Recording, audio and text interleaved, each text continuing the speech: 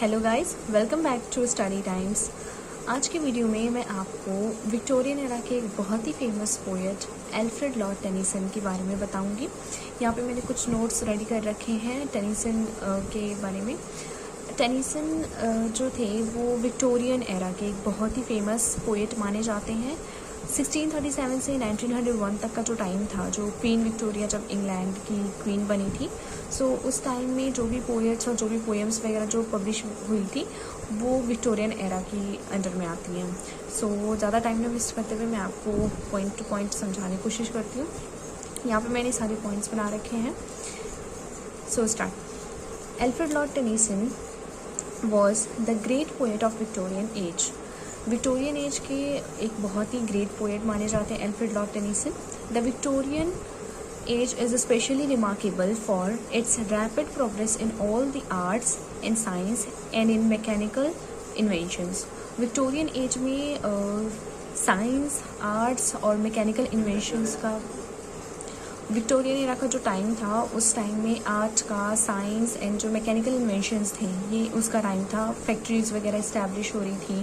सो ये रिलीजन और साइंस के बीच में कन्फ्लिक्ट टाइप का था उस टाइम विक्टोरियन एरा में।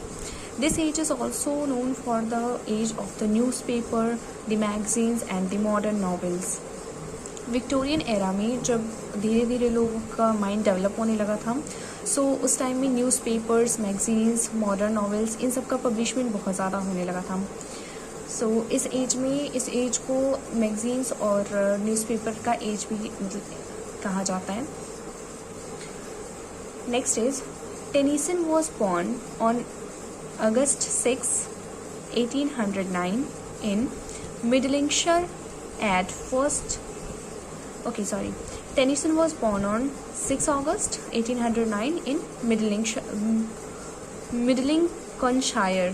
Sorry, I can't.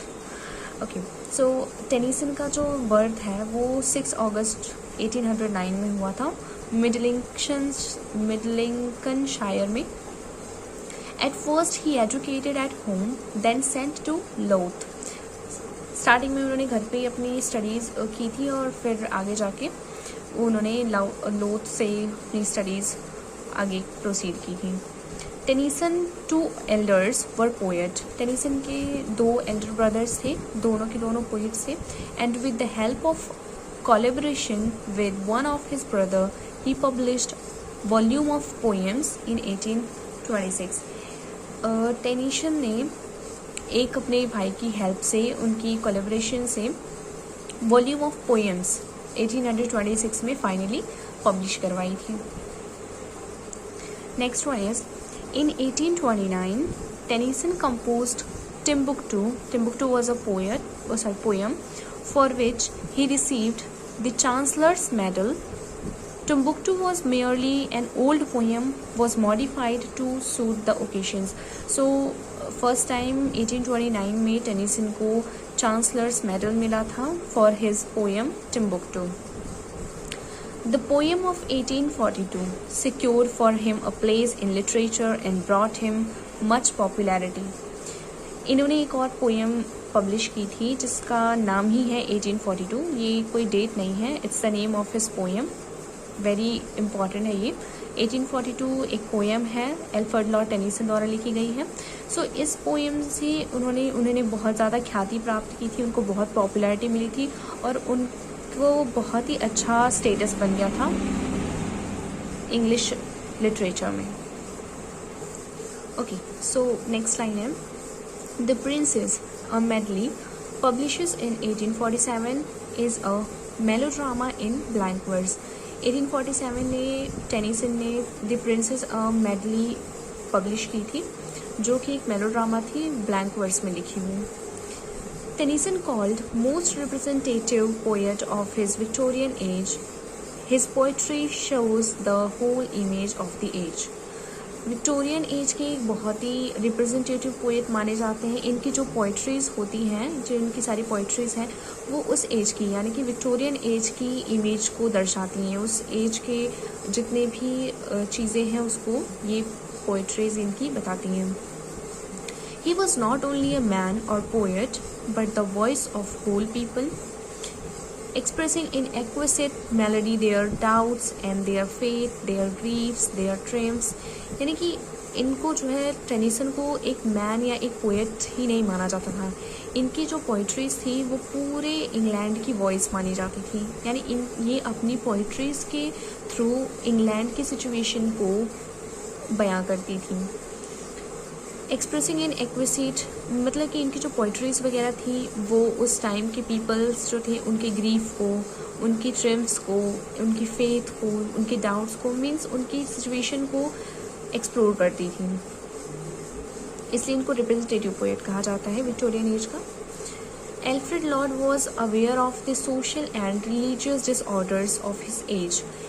टेनिसन को अपने टाइम में उनके जो कंटेम्प्रेरी सोशल रिलीजियस जो भी डिसऑर्डर्स थे उनको सब पता होते थे। He presents the Victorian age is more than any other poet. For this reason Alfred Lord Tennyson is often called the representative of the Victorian age. Alfred Lord Tennyson जो थे वो विक्टोरियन एज के बाकी सारे जो poets थे Victorian age के, उनसे इनकी जो पोएम्स थी, इनकी जो भी वर्क्स थे वो ज़्यादा रिप्रेजेंट करते थे उस टाइम की सिचुएशन को, इसलिए इनको रिप्रेजेंटेटिव ऑफ विक्टोरियन एज भी कहा जाता है। Tennyson died at the age of 84 because of the grief of his two sons in his own lifetime. It affected his health badly. He died on 6 October 1892. He had gained much popularity, name and fame and received a public funeral in Westminster Abbey. Tennyson की death 84 as में हो गई थी, उनके 2 sons की death हो गई थी जिसके कारण उनकी जो हेल्थ थी वो धीरे धीरे डाउन होने लगी थी। सो फाइनली 6 अक्टूबर 1892 को उनकी डेथ हो गई। उन्होंने बहुत पॉपुलैरिटी और फेम गेन किया था सोसाइटी से, सो उनको पब्लिक फ्यूनरल रिसीव हुआ था वेस्टमिंस्टर एबे में। और यहाँ पे आपको टेनिसन के कुछ इम्पॉर्टेंट वर्क्स मिलेंगे। फर्स्ट वर्क मैंने आपको पीछे बताया था द प्रिंसेस। द प्रिंसेस 1847 में पब्लिश हुई थी। ये एक लॉन्ग नैरेटिव पोएम थी and notable work of Tennyson. Tennyson की एक नोटेबल वर्क भी कही जाती है। Second work is in Memoriam, ये 1850 में पब्लिश की गई थी। Then Maud, the Lotos Eaters, the Lady of Shalott, Ulysses Oenone, Locksley Hall and Morte d'Arthur. ये उनकी कुछ फेमस वर्क्स हैं। Tennyson fuses classicism and modernism together in his poetry. Tennyson ने अपनी पोइट्री में क्लासिसिज्म और मॉडर्निसिज्म दोनों को ही इंक्लूड किया था। टेनिसन पब्लिश्ड स्वेन प्लेज बिटवीन 1875-92 के बीच में उन्होंने स्वेन प्लेस को भी पब्लिश करवाया था। टेनिसन पब्लिश्ड मॉड, जो उनकी एक फेमस वर्क है मॉड, 1855 में जो पब्लिश हुई थी। ये एक मोनोड्रामा थी which is his further excursion into a personal lyrics to give it a wider and deeper meaning. यानी कि ये बहुत ही डीप मीनिंग से भरी हुई एक मोनोड्रामा है। Most of the poems of Tennyson reflects vital problem of the industrial and moral life of the Victorian age. जो विक्टोरियन एज की जो प्रॉब्लम्स थी टेनिसन ने अपनी पोइट्री में बहुत ही नीटली उसको एक्सप्रेस किया हुआ है। इनकी पोएम्स में इंडस्ट्रियल और मोरल लाइफ विक्टोरियन एज की डिस्कस की हुई है। The Idylls of the King is among the greatest of the Tennyson later work. Tennyson के ये जो है एक वर्क, ये भी बहुत ही फेमस और ग्रेट वर्क माना जाता है। सो ये सारे जो वर्क्स थे ये टेनिसन के वर्क्स हो गए। सारे मेन पॉइंट मैंने कवर कर लिए हैं।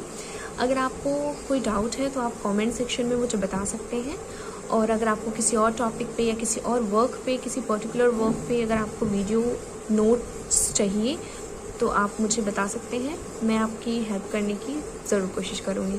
Thank you for watching this video. अगर आपको ये वीडियो हेल्पफुल लगी हो so please subscribe my channel and like this video. Thank you.